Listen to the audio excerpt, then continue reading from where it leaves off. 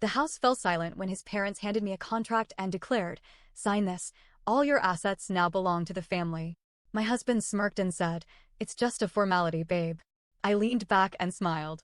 "Then you'll love what's in my safe deposit box." Their faces twisted in panic as the lawyer walked in. I met Daniel 6 years ago in Chicago. I was in my late 20s, focused on my career, and had worked hard to get where I was. Real estate was my thing. I flipped houses, made smart investments, and built a comfortable life for myself. Nothing flashy, but solid. Secure. Daniel, on the other hand, came from money. Or so I thought.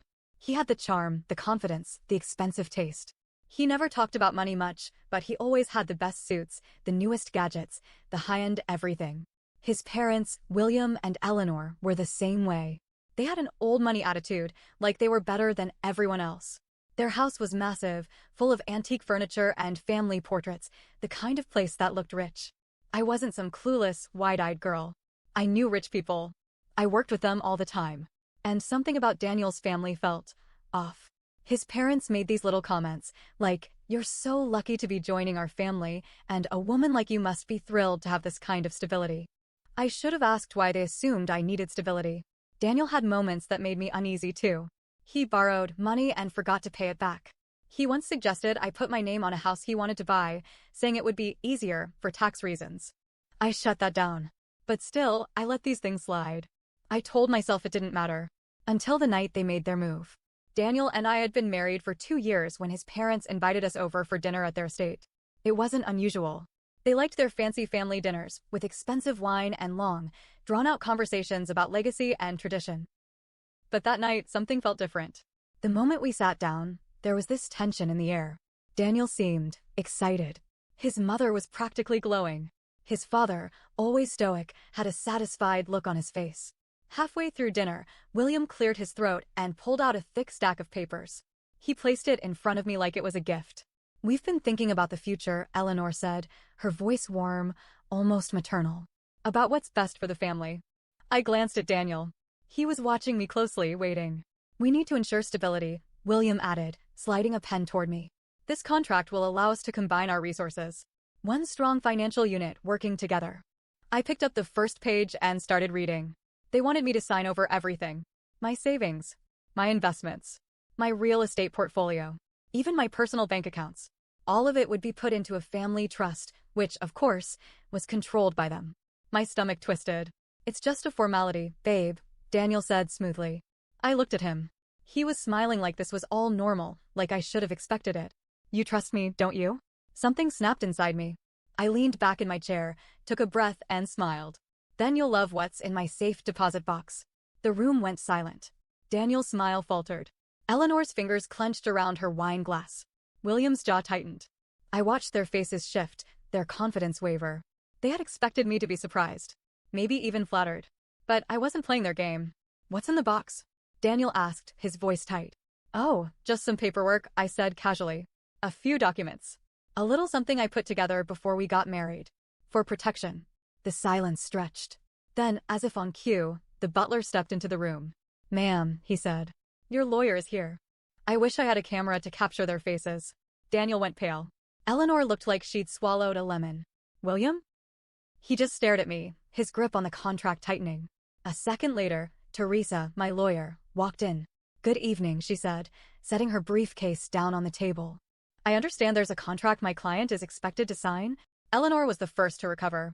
"This is a private family matter," she said sharply. "There's no need for lawyers." Teresa ignored her and picked up the contract. She flipped through it, her eyes scanning the pages. Then she let out a short laugh. "Wow," she said, shaking her head. "This is blatant financial manipulation." Daniel shifted uncomfortably. "It's not like that," he started, but Teresa cut him off. "Actually, it is." She turned to me. "If you sign this, they'd have complete control over your assets. They could drain your accounts, sell your properties, and legally, you wouldn't be able to do a thing about it." Eleanor's face turned red. "It's just about trust," she snapped. "Right," Teresa said dryly. "That's why it explicitly states that they have control over withdrawals, property sales, and financial decisions. But you would have no access without approval." She turned to me. "Good thing you have a lawyer who actually reads the fine print." Daniel stood abruptly. "Why are you acting like this?" he demanded. "Why am I acting like this?" I repeated, my voice calm. "You just tried to steal everything I own." Eleanor's voice turned sickly sweet. Sweetheart, this is just a misunderstanding. No, I said. It's not. I took a deep breath and stood. And I think I'm done here. As I stood up to leave, Daniel grabbed my wrist. Not hard, but firm enough to make a statement. His smirk was gone, replaced with something colder. Don't do this, he muttered under his breath. You don't want to make enemies here. Enemies? I yanked my hand free and looked him in the eye. You already made me one. Eleanor suddenly switched tactics. She let out a shaky laugh and placed a delicate hand over her chest, like a soap opera actress trying to calm her nerves. Darling, you're overreacting. This is all a misunderstanding. I didn't say a word. She kept going. We only meant to protect you. This world is dangerous. Money can be lost so easily, and we just wanted to make sure you were safe. That we were all safe. Safe. Right. Safe from what, exactly? Myself? Teresa, my lawyer, crossed her arms. If that were true, why did you structure the trust so that my client had no control over her own money? William exhaled through his nose, clearly running out of patience. He glared at his wife, then at Daniel. This is becoming unnecessary, he said. We should just move forward like adults. I nearly laughed. Like adults? You mean like how adults try to steal from their own family? I shot back. His face darkened, but I wasn't intimidated. The truth was, their desperation was showing. They thought they had me cornered, that I would be too emotional, too shocked to think straight. They had no idea who they were dealing with. That's when Eleanor dropped the next bomb. I suppose, she said with a small sigh, this means you're not interested in the inheritance either. My head snapped toward her. Inheritance? Daniel shot his mother a warning look, but it was too late. The word was already out in the open. Oh, Eleanor said, her voice airy and casual. Did Daniel not tell you? His grandfather's estate. The one in Rhode Island. The family's real wealth. I felt Teresa's eyes flick toward me. She was thinking the same thing I was. This wasn't just about my money. The estate is in probate, Eleanor continued. And soon, we'll gain full control. But with your attitude. She tilted her head, letting her sentence hang in the air. I understood what she was doing. She was dangling a carrot in front of me. She thought I'd drop my guard, that I'd be tempted by the promise of more wealth. But what I saw wasn't an opportunity. It was a pattern. This family had a history of taking things that didn't belong to them. They were always scheming, always planning to get their hands on something someone else built. And Daniel. Daniel had known about this. He had kept this from me. I turned to him. Were you ever going to tell me? He ran a hand through his hair. I was going to bring it up later, okay? When the timing was better. Better for who? He didn't answer. Because we both knew the truth. He never planned to tell me. We left that night without another word. In the car, Teresa sighed and rubbed her temples. You realize what this means, right? Yeah, I muttered. They were after more than just my money. Exactly. She tapped her fingers against her briefcase. If this estate is as big as they're making it sound, you can bet they'll do anything to keep control of it. I stared out the window, my thoughts racing. What are the odds Daniel has debt? I asked. Teresa gave me a sharp look. You think he's hiding something? I know he is. Because it all made sense now. The expensive suits, the flashy lifestyle, the way he always talked like he had money but never actually paid for anything. And if he was in debt, then this trust wasn't just about controlling me. It was about saving himself. The next morning, I did something I should have done a long time ago. I hired a private investigator. I wanted everything. His finances, his credit history, his past business dealings, everything. And what he found? It was worse than I thought. Daniel was drowning in debt. He had multiple credit cards maxed out. Personal loans. Even a business loan he took out under my name without telling me. I saw red. Not only had he lied, he had stolen from me. And I wasn't about to let it slide. That night, I confronted him. How long have you been stealing from me? Daniel blinked. What are you talking about? I threw the papers onto the table. You took out a loan under my name. You've been hiding debt. Lying to me. And you wanted me to sign away everything so you could fix your mess. For the first time, he didn't try to deny it. Instead, he did something worse. He laughed. A cold, bitter laugh. You were always so damn careful, he muttered, shaking his head. I thought I could make you see the bigger picture. That you'd understand we needed to be smart about our future. But you just don't get it, do you? My chest tightened. So this was always the plan? He looked up at me, his expression unreadable. You have no idea what you've just started. I took a step back. Are you threatening me? Daniel didn't answer. He just gave me one last look before grabbing his coat and walking out the door. I stood there, my hands clenched into fists. I wasn't scared. I was angry. And if he thought this was over, he was dead wrong. After Daniel walked out that night, I barely slept. My mind raced, piecing together every red flag, every lie, every manipulation. He hadn't just betrayed me, he had been planning this for a long time. And I had let him. The next morning, my phone buzzed. Teresa, you need to come to my office. Now. I could hear the urgency in her voice, so I didn't ask questions. I just got in my car and drove. When I walked in, she was already waiting with a file on her desk. You're not going to like this, she warned, sliding it toward me. I opened it, and my blood ran cold. There was another woman. Actually, there were two. Daniel wasn't just lying about money. He was lying about everything. Teresa leaned forward. Meet Lisa and Hannah. 2 pictures. 2 women. Both younger than me, both stunning. Lisa was with him 2 years ago. He promised to marry her. Took out a loan in her name and drained her savings before ghosting her. My stomach turned. Hannah was last year. Same story, but he never actually broke things off with her. I stared at the pictures, trying to process. So, he was cheating? Teresa nodded. Well, married to you, yes. But here's the kicker. She flipped to another document. He was also engaged to Hannah. I blinked. Wait, what? Yeah, Teresa said. He proposed. Gave her a ring. Planned a wedding. She thinks she's about to marry him in 6 weeks. My mouth was dry.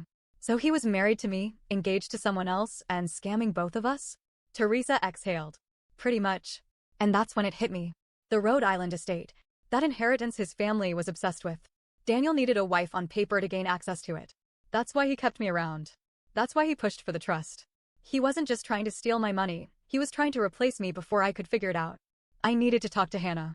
Teresa set up a private meeting at a coffee shop the next day.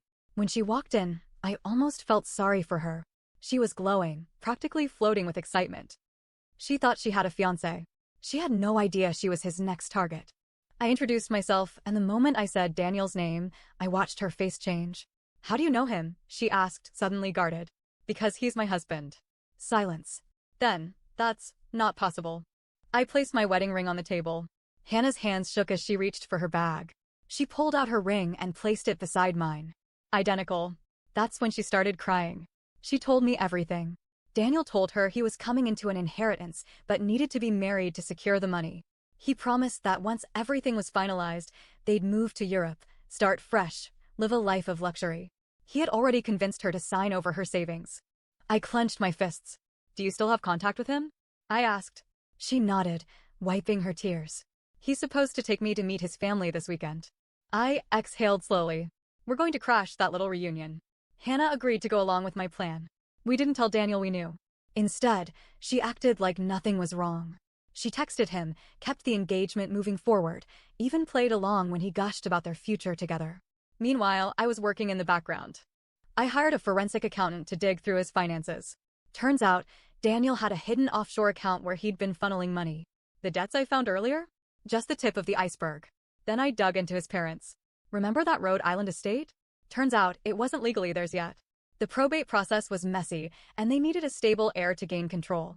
A stable married heir. Daniel was supposed to be that person. But now? Now I had everything I needed to burn it all down. The night of the family dinner came fast. Daniel thought he was bringing his sweet, naive fiancée to meet his loving parents. Instead, he was about to get the shock of his life. Hannah and I arrived together. I walked in first.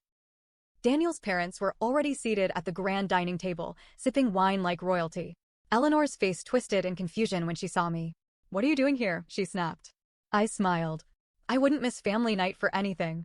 Daniel walked in behind me, arm in arm with Hannah. And then? He froze. His face drained of color.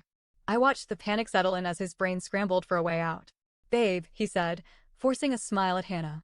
Why is she here? Hannah crossed her arms. You tell me. Silence. His mother stood abruptly. This is ridiculous. I won't have this drama at my table. I laughed. Oh, trust me. You'll want to hear this. I turned to Teresa, who was standing quietly by the doorway. Would you like to begin? She stepped forward and pulled out her files. Let's start with fraud, she said, flipping to the first page. And then we'll get to bigamy. The room exploded. Eleanor gasped. William slammed his glass down. Hannah threw her engagement ring at Daniel's chest. And Daniel? Daniel just sat there, staring at me with a look I'll never forget.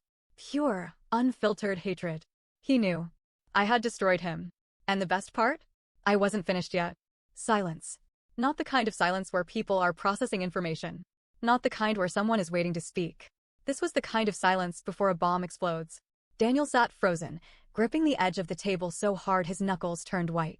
His mother's face twisted in a mixture of horror and fury, her mouth opening and closing like she wanted to scream but couldn't find the right words. His father just stared ahead, the weight of everything sinking into his face like years of bad decisions hitting all at once. Then fraud? Eleanor spat, regaining her voice. This is absurd. Where did you even get this ridiculous claim? Teresa, calm as ever, placed a thick folder onto the table and slid it toward them. It's all in there, she said simply. Bank records, loan documents, forged signatures, and, oh, she reached for another paper, proof that Daniel took out a business loan under his wife's name without her knowledge. That alone is a felony. Daniel flinched, but Eleanor slammed her hand on the table. This is a family matter, she snapped. No, I said, my voice level. This stopped being a family matter the moment you tried to steal from me. This is a legal matter now. And then Hannah spoke. And what about the bigamy? She demanded, arms crossed. Because last time I checked, I was engaged to a single man, not some lying, married scam artist. Daniel finally moved. His chair scraped against the floor as he stood. Hannah, he said carefully, his voice soft. I can explain. She let out a bitter laugh. Oh, I'd love to hear this. He exhaled, running a hand through his hair, eyes darting around the room like a trapped animal looking for an escape. Okay, fine, he muttered. Yes, I was seeing you while I was still married. But it wasn't what you think. My marriage to her was over long ago. He gestured toward me without looking. We were just dragging things out. I scoffed. Dragging things out? I repeated. You literally tried to trick me into signing over my entire net worth. Sounds pretty active to me. Hannah turned to him, her eyes narrowing. So everything you told me was a lie? The future, the wedding, her voice broke for a second. You told me I was the one. For a moment, something flashed in Daniel's eyes. Regret? Panic? It was hard to tell. I meant it, he said. I wanted us to have a future, Hannah. While you were still married, she snapped. No answer. Eleanor, still fuming, turned on me. You set this up, she accused. You're trying to ruin us. I laughed. I actually laughed. Ruin you. I repeated. You did that yourselves. I just put the truth on display. Daniel had been silent too long. That's when I knew he was about to snap. You think you've won? He finally said, his voice low. Everyone turned to look at him. He wasn't panicked anymore. He was angry. You act like you're the victim here, he growled, eyes locked onto me. But let's be honest, this was always about power for you. You liked feeling superior. You liked keeping everything locked away, so I had to come to you for money. I raised an eyebrow. That's an interesting way to describe me protecting my finances from a compulsive liar. His nostrils flared. You never trusted me. You never gave me a reason to. I was your husband, he exploded, slamming his fist onto the table so hard the glasses rattled. You were supposed to stand by me, not turn on me like this. Hannah took a step back. Eleanor looked shaken. William, for the first time that night, spoke. Sit down, he ordered. His voice was quiet, but the authority in it was clear. Daniel hesitated, chest rising and falling fast. Then, slowly, he sank back into his chair. Teresa cleared her throat. Since emotions are high, let's cut to the chase, she said, flipping through her notes. First, she held up a document. Hannah has already reported the fraud regarding the money taken from her. That's one charge against you, Daniel. His jaw clenched. Second, she continued, we have already spoken to law enforcement about the fraudulent business loan. And, considering the forged signature, that's another charge. Eleanor gasped. You wanted the police? Of course, I said, staring at Daniel. Did you really think I was just going to let you walk away? His hands curled into fists. Third, Teresa went on, completely unfazed. The Rhode Island estate. That inheritance you were banking on? It seems probate court has some interesting information about how deep in debt this family really is. William's head snapped up. What are you talking about? Teresa smiled. Oh, you didn't know? Your assets are frozen. The air shifted. Eleanor's face drained of color. No, that's not possible. It is, Teresa said. Turns out, the real reason you wanted my client to sign everything into a family trust was because you needed her money to pay off your debts. Eleanor shot up from her seat. This is a lie. But the way her voice cracked? She knew. William knew. Daniel knew. They were done. Eleanor was the first to break. She turned to Daniel, her voice sharp, her eyes furious. You idiot, she hissed. You had one job. You were supposed to make this work. And now? We're ruined. Daniel flinched. Don't put this all on me, he snapped. This was your plan just as much as mine. And you were supposed to execute it, she screeched. William rubbed his temples, looking 10 years older. Hannah, shaking, turned to me. I want him arrested. Don't worry, I said. It's already in motion. Daniel's head snapped toward me. You wouldn't. I met his stare. Watch me. And that's when the sirens wailed outside. Daniel was arrested that night. Fraud, identity theft, bigamy. There was plenty to work with. His parents? Their estate went into foreclosure within months. Hannah and I? We went out for drinks the next day and toasted to the fact that we burned them to the ground. Some people say revenge isn't worth it. I disagree. Sometimes revenge is exactly what's needed.